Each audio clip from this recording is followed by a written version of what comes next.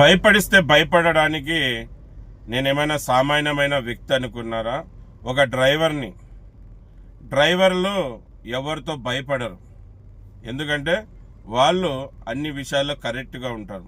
అలాగే డ్రైవర్కి బాగా తెలుసు ఎప్పుడైనా ఏమన్నా జరగచ్చు, నా ప్రాణాలు పోవచ్చు అని. భయపడే వ్యక్తి అయితే డ్రైవర్ పనిలోకి రాడు, డ్రైవర్ పని నేర్చుకోడు. అన్నీ బాగా డ్రైవర్కి తెలుసు, ఎప్పుడైనా ఏదైనా జరగచ్చు, నా ప్రాణాలు పోవచ్చు అని. బార్డర్లో సైనికులు ఎంత ముఖ్యమో వాళ్ళ ప్రదేశాలలో డ్రైవర్లు కూడా అంతే ముఖ్యం. మళ్ళీ ఎప్పుడు ఏం జరుగుతుందో, ఏ మూల నుంచి వచ్చి మృత్యుదేవత మా ప్రాణాలు తీస్తుందో మాకే తెలీదు. మేము సరిగా పోయినా, ఎదుటి వ్యక్తులు సరిగా రాకపోయినా, ఏది జరిగినా పోయేది ముందుగా డ్రైవర్ ప్రాణాలే.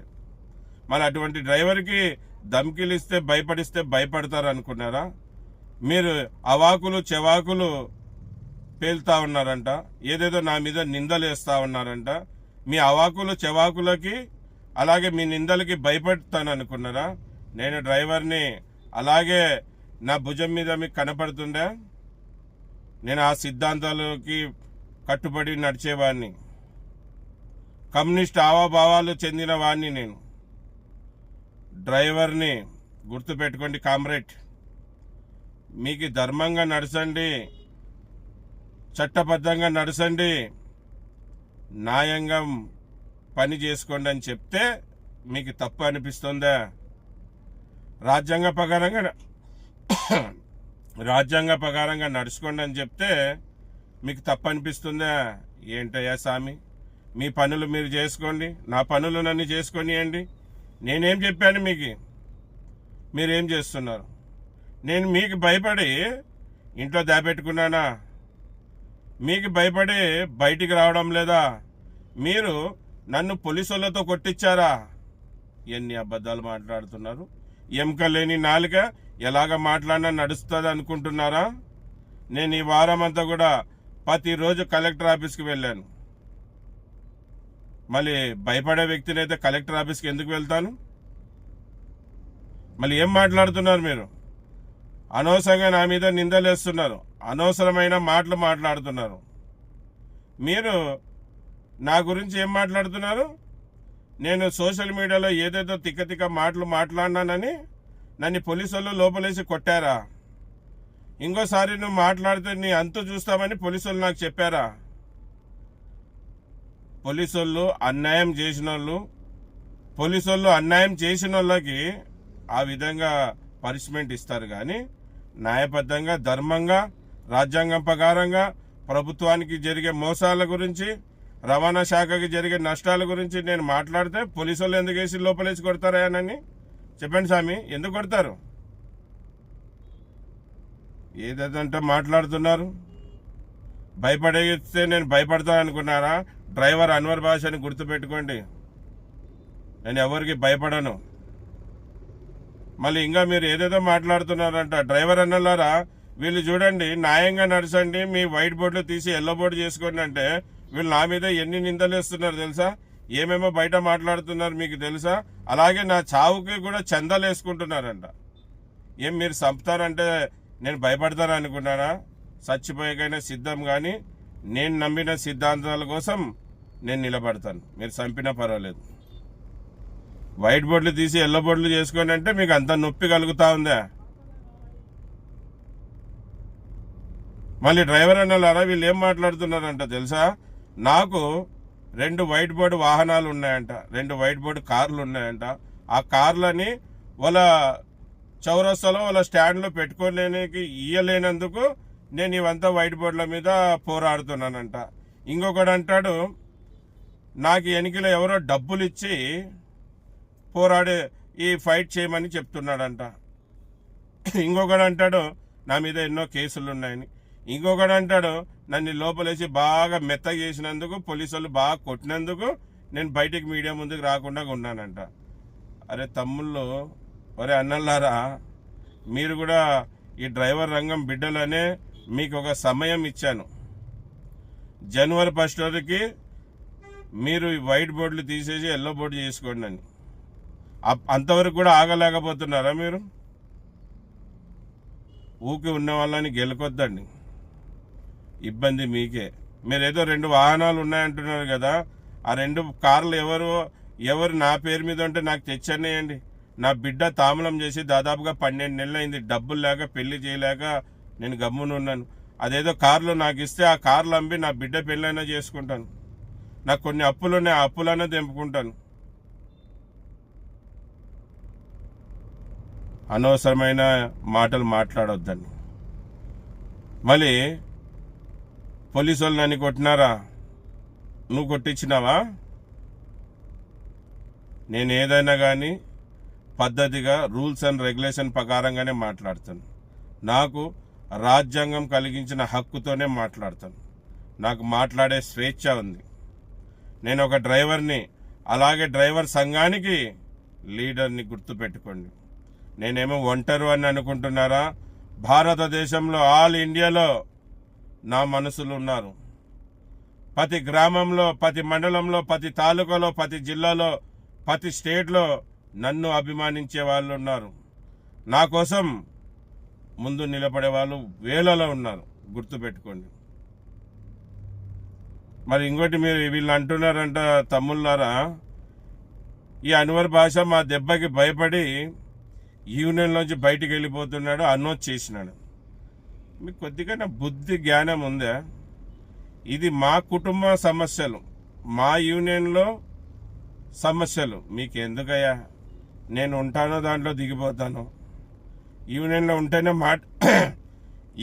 ఉంటేనే మాట్లాడే రైట్స్ ఉంటాయి అనుకుంటున్నారా? ఒక దేశ పౌరుడిగా ప్రతి ఒక్క అన్యాయాన్ని ఖండించేకి నాకు హక్కు ఉంది, గుర్తుపెట్టుకోండి. డ్రైవర్లు, ఓన్కమ్ ట్యాక్సీ డ్రైవర్లు, అలాగే డ్రైవర్లు ఈ వైట్ బోర్డుల ద్వారా మీ ద్వారా ఇబ్బంది పడుతున్నారు. ఎల్లో బోర్డు చేసుకోండి అంటే మీకు అంత బాధ కలుగుతుందా? ఇటు ట్యాక్సీ డ్రైవర్లని అన్యాయం చేస్తూ, ఇటు ప్రభుత్వాన్ని మోసం చేస్తూ, రవాణా శాఖకి దోహం చేస్తూ మీరు ముందుకు పోతున్నారు. మళ్ళీ మీరు నా గురించి మాట్లాడతారా? అన్వర్ భాష ఎంత నిజాయితీ పరుడో పూర్తి భారతదేశానికి తెలుసు. అన్వర్ భాష ఎవరి దగ్గర ₹1 ఆశించకుండా నిజాయితీగా, నిర్భయంగా డ్రైవర్ల కోసం పోరాడే వ్యక్తి అని కూడా తెలుసు. నేను డబ్బుల కోసమో, రాజకీయ లబ్ధి కోసమో, నా బడాయిల కోసమో నేను ముందుకు రాలేదు. నేను ఒక డ్రైవర్ రంగం బిడ్డని, ఒక డ్రైవర్ని, నా డ్రైవర్ సహోదరులందరినీ గెలిపించుకోవడానికి ముందుకు వచ్చిన వ్యక్తిని. మీరు అనవసరంగా మాట్లాడి మీరు చెడ్డ కావద్దండి. ఎముకలేని నాలుక ఎలాగా మాట్లాడితే చెల్లుతుందంటే రేపొద్దున ఇబ్బంది పడేది మీరే. మరి మీ అందరు చెప్పేది ఒకటి, అన్నలారా, తమ్ముళ్ళారా, మీరు నా మీద ఏం శత్రుత్వ పెట్టుకోవద్దండి. మీరు కూడా నా తల్లి లాంటి డ్రైవర్ రంగం బిడ్డలే. మీరు చట్టాన్ని గౌరవించండి, న్యాయబద్ధంగా నడవండి. మీరు ఎల్లో బోర్డులు చేసుకోండి, వైట్ బోర్డులు తీసేసి ఎల్లో బోర్డులు చేసుకోండి. మేము దానికి మీకు ఫుల్ సపోర్ట్ ఇస్తాం. ఏదైనా కూర్చొని మాట్లాడేకైనా, చర్చించకైనా పిలవాల్సింది, ఊగా అనవసరంగా ఈ మాటలు కాదు. ఇది ఎట్లా, దీన్ని ఏం చేయాలని కూడా అడగాల్సింది. అది వదిలేసి నా కార్లు ఉన్నాయని, డబ్బులు ఇచ్చి ఎవడో మాట్లాడిస్తున్నాడని, పోలీసు వాళ్ళకి లోపలేసి కొట్టించడమని అనవసరమైన మాటలు ఎందుకు మాట్లాడుతున్నారు? ఏం మాట్లాడాలో, ఎప్పుడు మాట్లాడాలి, ఎలాగ మాట్లాడాలి అనేది బాగా తెలుసు. ఇంకోటి, మేము 100 మంది పైన వచ్చాము, వాళ్ళు 2-3 వచ్చారు అని ఏదేదో మాట్లాడుతున్నారంట. మేము 2-3 మీకు కనబడి ఉండొచ్చు, కానీ వాస్తవాలు వేరే ఉన్నాయి. ఇప్పుడు అధికారుల దృష్టికి 27 అర్జీలు పోయినాయి ఈ వైట్ బోర్డుల వ్యతిరేకంగా. ఇప్పుడు 27 అర్జీలే. జనవరి లోపల అవి 100 కావచ్చు, 200 కావచ్చు, 1000 కావచ్చు. మళ్ళీ మీ ముందుకి డ్రైవర్లు నాతో పాటు రాకపోయి ఉండొచ్చు, కానీ అర్జీలన్నీ కూడా అధికారులకి చేరుతున్నాయి, గుర్తుపెట్టుకోండి.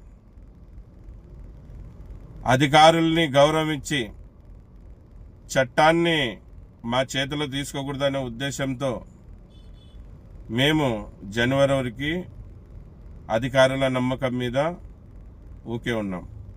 తరువాత అధికారులు స్పందించకపోయినా ఎవరు మాకు సపోర్ట్ చేయకపోయినా మాకు రాజ్యాంగం ఇచ్చిన హక్కుతో ఖచ్చితంగా మేము రోడ్లో దిగుతాం. మాకు జరిగిన అన్యాయానికి న్యాయం చేయమంటాం.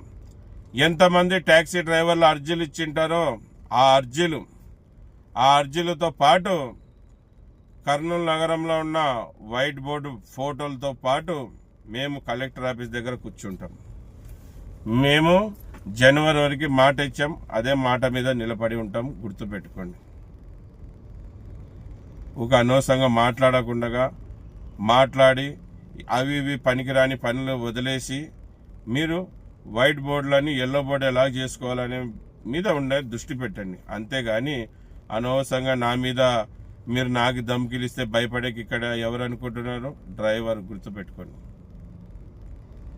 మీరు ఇంట్లో కూర్చొని బండ్లు పంపిస్తూ ఉండొచ్చు, కానీ రోడ్డు మీద తిరిగే వ్యక్తిని నేను, డ్రైవర్ని. ఇప్పుడు కూడా డ్యూటీ నిమిత్తం తిరుపతికి వచ్చాను, తిరుపతిలో ఉన్నాను. మళ్ళీ మీరు ఏదన్నా నాతో మాట్లాడాలన్నా, నాతో కొట్లాడాలనుకున్నా సోమవారం రోజు కలెక్టర్ ఆఫీస్లో కలుస్తాను. కలెక్టర్ ఆఫీస్కి రాండి. సోమవారం రోజు కలెక్టర్ ఆఫీస్లో ఉంటాను. కలెక్టర్ గారికి ఒక వినతి పత్రం ఇచ్చేయబోతున్నాను. అప్పుడు రాండి, కలుద్దాం. మళ్ళీ స్వామి మీ గురించి అనుకున్నారు, మీ గురించి సోమవారం వరకు ఏమి క్షమించాలి, మీ గురించి జనవరి వరకు ఏం మాట్లాడను స్వామి. మీ ఒక్క సమస్యలే ఉన్నాయనుకుంటున్నారా? నా డ్రైవర్ అన్నలకి అనేక సమస్యలు ఉన్నాయి. ఆ సమస్యల మీద పోరాడేకి నేను లీడర్ని కనుక, నా బాధ్యత కనుక నేను అనేక సమస్యల మీద కలెక్టర్ని కలుస్తూనే ఉంటాను. కలెక్టర్ని కలుస్తాను, రవాణా శాఖ అధికారుల్ని కలుస్తాను, ఎమ్మెల్యేని కలుస్తాను, ఎంపీని కలుస్తాను, మినిస్టర్ని కలుస్తాను, రాజ్యసభ నంబర్ని కలుస్తాను, సీఎంని కూడా కలుస్తాను. నా డ్రైవర్ అన్న సమస్యల మీద. మీది ఒకటే సమస్య. ఒకసారి చేస్తేనే మీరు ఇంత రెచ్చిపోతున్నారు. ఇంక మొత్తం మీదే సమస్య అని నేను కూర్చుంటే ఏమవుతుంది? ఏం కాదు. మీరు ఎల్లో బోర్డులు చేసుకుంటారు అంతే, దాని మించి ఏం కాదు. మళ్ళీ మీకు కోరుకునేది ఒకటే, మీరందరూ నా మీద నిందలేసేది వదిలేసి, నన్ను టార్గెట్ చేసేది వదిలేసి మీరు మీ పని చేయండి. వైట్ బోర్డులు తీసేసి ఎల్లో బోర్డులు చేసుకొని నిర్భయంగా రోడ్ల మీద మీసాలు తిప్పుకుంటూ తిరుగులాడండి. ఎవరు మిమ్మల్ని ఏమన్నారు? డ్రైవర్ అన్వర్ భాష కూడా మీకు సెల్యూట్ కొడతారు. గుర్తుపెట్టుకోండి. మళ్ళీ ఇది విషయం. డ్రైవర్ అన్నలారా, డ్రైవర్లు భయపడిస్తే భయపడతారు అనుకుంటున్నారు. వీళ్ళు న్యాయబద్ధంగా, ధర్మంగా, ప్రభుత్వానికి అన్యాయం చేయకుండా, ఇటు ట్యాక్సీ డ్రైవర్లకు మోసం చేయకుండా, రవాణా శాఖకి నష్టం కలిగించకుండా మీరు ఉండండి అంటే వీళ్ళంతా నా మీద చేసే పనులు ఇవి. ఎల్లబోటు చేసుకోకుండా చేసే పనులు ఇవి. చూద్దాం ఎక్కడి వరకు వస్తుందో.